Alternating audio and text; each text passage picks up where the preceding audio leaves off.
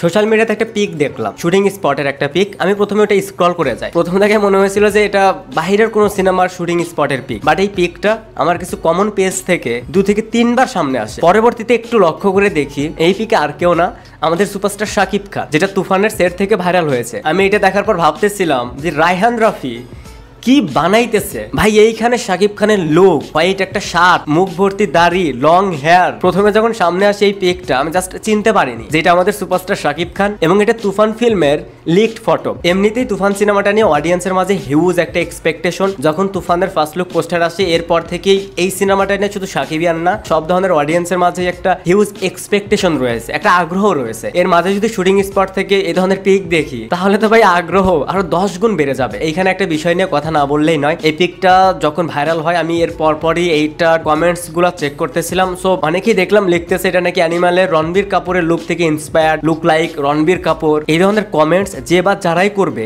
ওদের মুখে জুতা মারবেন। মানে এরা হচ্ছে সো কল্ড অডিয়েন্স। এরা সাউথ দেখবে, সেইখানে যা ইচ্ছা তাই হবে, সেটা তাদের কাছে বেস্ট। তারা বলিউড দেখবে, সেইখানে যেটা হবে সেটাই তাদের কাছে বেস্ট। এখন একটা ক্যারেক্টারের যদি লং হেয়ার থাকে, মুখে দাড়ি থাকে, এরপর কস্টিউমে যদি হোয়াইট শার্ট থাকে, তাহলে কি সেটাই অ্যানিমাল থেকে ইন্সপায়ার হবে? এই ধরনের স্টুপিড মানুষদেরকে দু গালে থাপড়ানো উচিত। মানে ভাই তোরাই বলো যে আমাদের এখানে পুষ্পার মতন সিনেমা কেন হয় না, আমাদের এখানে কেজিএফ এর মতন সিনেমা কেন হয় না, আমাদের এখানে একটা জওয়ান বা অ্যানিমাল কেন হয় না? যখন এরকম কিছু একটা হয় তখন তোরাই সেটা আবার অ্যাপ্রিশিয়েট করতে পারিস না। ট্রল বা সমালোচনা এটা আমরাও করি, সেটা 10 জন দেখে এটা বলবে যে না এখানে ট্রল করার জায়গাটা রয়েছে, স্পেসটা রয়েছে। যাই হোক, তুফানের শুটিং এখনো রানিং রয়েছে। শাকিব খান যেদিন থেকে এই ফিল্মের শুটিং এ যোগ দিয়েছে সেদিন থেকে এখনো একদিনও গ্যাপ যায়নি।